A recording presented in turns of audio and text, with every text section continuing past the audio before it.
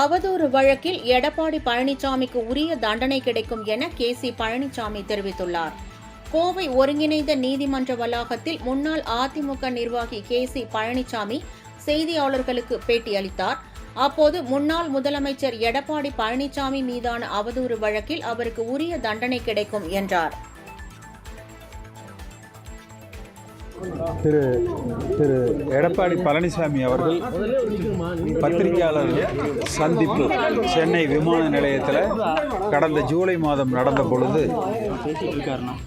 ஜெயலலிதா அம்மா அவர்களால் நான் கட்சியில் இருந்து நீக்கப்பட்டவன் என்கிற வகையில் கருத்து தெரிவித்திருந்தார். தெருவில் போகிறவங்க என்று ஒரு பெரிய பாராட்டு பத்திரத்தையும் கொடுத்தார். கட்சியை விட்டு ஜெயலலிதா அம்மாவால் நான் நீக்கப்பட்டவன் என்பதை இது முதல் முறை அல்ல. இதற்கு முன்பும் அவர் சென்னை உயர்நீதிமன்றத்தில் தாக்கல் செய்த ஒரு வழக்கில் ஒரு அஃபிடவிட்டில் அவர் எழுத்துப்பூர்வமாக தாக்கல் செய்திருந்தார். அது குறித்து சென்னையில் ஒரு அவதூறு வழக்கு நான் தாக்கல் செய்திருந்தேன்.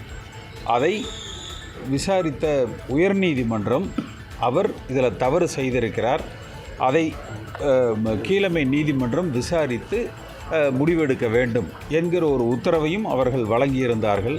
அன்றைக்கே சென்னை உயர்நீதிமன்றத்தில் அப்படி ஜெயலலிதா அம்மாவால் நான் கட்சியிலிருந்து நீக்கப்பட்டிருந்தால் அதற்குரிய ஆதாரத்தை தாக்கல் செய்யுங்கள் என்று அவரிடத்தில் 3 வாய்தாக்கள் அவருக்கு டைம் கொடுத்தாங்க.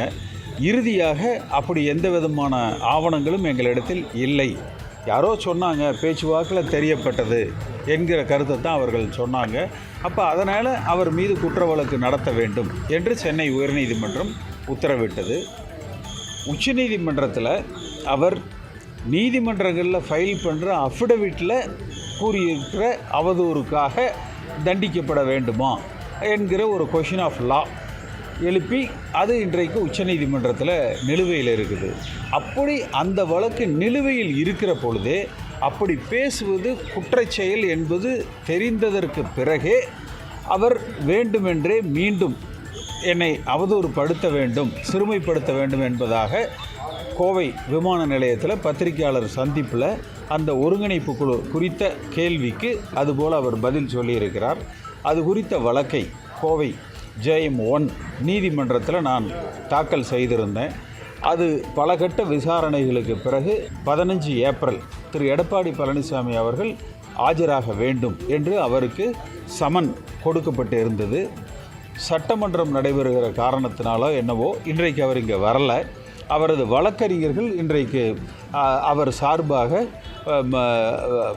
வக்காலத்து ஃபைல் பண்ணியிருக்காங்க. நிச்சயமாக அடுத்தடுத்த வாய்தாக்கள் இது நடைபெறும். அவருக்கு இதில் உரிய தண்டனை வழங்கப்படும் என்று நான் எதிர்பார்க்கிறேன்.